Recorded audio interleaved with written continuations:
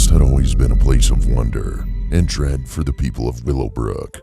Nestled at the edge of an imposing wilderness, the small town had survived for generations, but not without its share of mysteries and fears.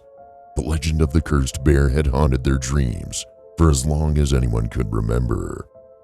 It was the autumn of 1978 when a group of young friends decided to venture into the heart of the forest. Tim, the self-proclaimed daredevil of the group, had convinced his companions that a weekend camping trip was just what they needed. There was Tim, the leader, Sarah, the bookish one, Mike, the jock, and Emily, the artist with a penchant for the eerie. Little did they know that this journey would lead them straight into the jaws of terror. The trail into the forest was overgrown and barely visible, as if nature itself was trying to keep intruders away. The farther they ventured, the more the trees seemed to close in on them, their branches reaching out like skeletal fingers. Emily couldn't help but sketch the ominous trees, capturing their twisted forms on paper. She had always been drawn to the macabre, and this forest had an uncanny way of inspiring her. As the sun dipped below the horizon, the group set up camp near a small clearing. Flickering flames of their campfire provided a flicker of comfort against the encroaching darkness. Tim regaled the others with stories of local legends, including the one that had always sent shivers down their spines, the curse of the grizzly. The story went like this. Decades ago, a massive grizzly bear had roamed these woods, terrorizing anyone who dared to enter. It was said to be the size of a house, with fur as black as night.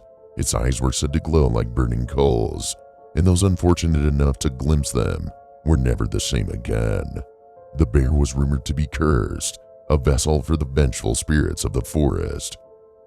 "Come on, Tim," Mike scoffed, trying to hide the unease that had settled in his chest. "You don't actually believe that nonsense, do you?" Tim grinned, a mischief glint in his eyes. "Of course not. But it's the perfect story for a night like this. Besides, it'll give us something to laugh about when we're old and gray." But as the night wore on and the fire burned lower, the forest seemed to come alive with strange noises. Branches creaked in the wind, but it sounded like whispers. Leaves rustled, but it seemed like footsteps drawing near. Sarah clutched her book tightly, while Emily's fingers twitched nervously around her sketchbook. Mike was the first to break the uneasy silence. "I'm going to check out those sounds," he declared, standing up abruptly. "Mike, don't," Sarah pleaded, but he was already disappearing into the darkness, leaving behind only the fading glow of the campfire. Minutes turned into hours, and Mike had not returned. Panic set in as the group called out for him, their voices trembling in the cold night air. Tim grabbed a flashlight, and they ventured into the woods in search of their missing friend. Their flashlight beams pierced the blackness of the forest, revealing gnarled trees and tangled undergrowth. It was as if they had stepped into a different world, alone where the rules of reality no longer applied.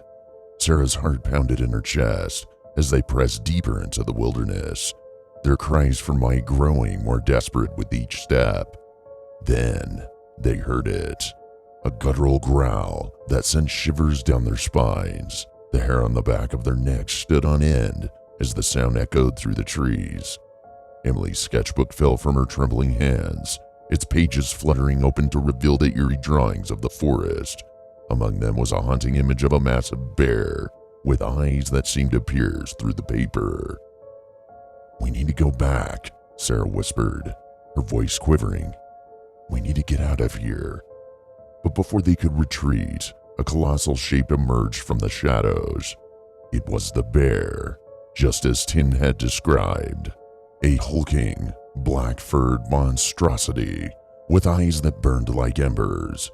Its size alone was enough to paralyze them with fear, but it was the malevolence in those glowing eyes that chilled them to their very souls. The bear lunged at them with a terrifying roar, its massive paws swiping through the air. Tim barely had time to shine his flashlight into the creature's eyes hoping to blind it temporarily, but the light only seemed to enrage the beast further. It charged forward, knocking Tim to the ground with a sickening thud. The flashlight clattered away, leaving them in darkness. Sarah screamed as she fumbled for her backpack, desperately searching for a weapon. Emily, her fear giving way to sheer determination, grabbed a nearby branch, ready to defend herself. But the bear's onslaught was relentless. It seemed impervious to their feeble attempts to fight back. The forest was a chaotic blur of screams, growls, and desperation. Emily's makeshift weapon cracked against the bear's thick hide, causing it to turn its attention toward her. She braced for the inevitable, but just as the bear lunged, a strange otherworldly voice filled the air. "Stop!" The bear froze in its tracks. Its eyes locked onto Emily's. The voice echoed in their heads, a haunting, ethereal presence that seemed to emanate from the very heart of the forest. Who are you?" Emily stammered, her voice trembling.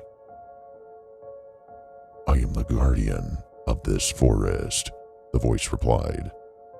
"You have trespassed on sacred ground, and for that, there must be consequences." As the voice spoke, the forest seemed to come alive, with trees bending and twisting, their branches forming a barrier around the group. They were trapped at the mercy of forces that could not comprehend. The bear, now eerily calm, circled them, its eyes never leaving Emily. The voice continued, recounting the legend of the cursed bear, a guardian of the forest, bound by an ancient curse to protect its secrets at all costs. Those who entered the forest with ill intentions or desecrated its sacred places were doomed to suffer its wrath. The bear, it seemed, was merely a vessel for the vengeful spirits of the forest, meting out punishment to those who dared to defy its power. Tears streamed down Emily's face as the realization sank in. They had unwittingly trespassed on a realm of ancient magic, and now they were paying the price. The bear's eyes bore into her soul, and she could feel the weight of centuries of anger and sorrow. "Please," Emily begged, her voice barely more than a whisper. "We didn't mean any harm. We just wanted to camp and have some fun. We'll leave, we promise. Just let us go." The bear regarded her for a long moment, and then, with a slow, deliberate nod, it turned and disappeared into the forest. The voice in their head spoke one final time. "Leave this place and never return. The curse of the grizzly is not to be taken lightly. You have been warned." The group wasted no time packing up their camp and making their way back through the darkened woods.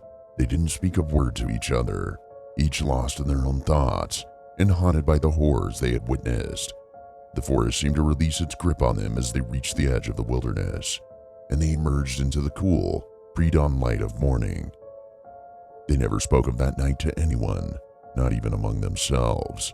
The memories of the cursed bear and the vengeful spirits of the forest were too painful to recount, but they couldn't escape the changes that had come over them. Sarah became obsessed with researching local legends and the occult, trying to understand the nature of the curse they had encountered. Mike, once the fearless jock, was plagued by nightmares and a paralyzing fear of the dark. As for Emily, the encounter with the bear had left her with a strange gift, a curse. She wasn't sure which. She could hear the whispers of the forest, the voices of the ancient spirits that had watched over the wilderness for centuries. Her sketches took on an eerie quality, capturing the essence of the otherworldly beings that dwelled in the woods. She could never quite shake the feeling that they were being watched, even in the safety of their own homes. Years passed, and the four friends grew distant, their lives taking them in different directions. But the forest and the curse of the grizzly remained a constant present in their lives, a haunting reminder of that fateful night. They knew they could never truly escape the consequences of their actions. And so, the legend lived on in the town of Willowbrook, a cautionary tale told to children and visitors alike. The cursed bear and the vengeful spirits of the forest served as a reminder of the power and mystery of the natural world and the consequences of trespassing on sacred ground. As for Emily, she continued to sketch the eerie beings that inhabited the woods, her art a testament to the strange and beautiful horrors of the forest. She had become a recluse, living on the outskirts of town, where the trees whispered their secrets to her in the dead of night. She had found a strange kind of solace in her connection to the otherworldly, even as it kept her forever bound to the curse of the grizzly. And so, the small town of Willowbrook remained haunted by the legend of the cursed bear, a story that would continue to send shivers down the spines of those who dared to venture too close to the heart of the forest. The grizzly's curse was a reminder that some secrets were best left undisturbed, and that the wild places of the world held mysteries that could never be fully understood.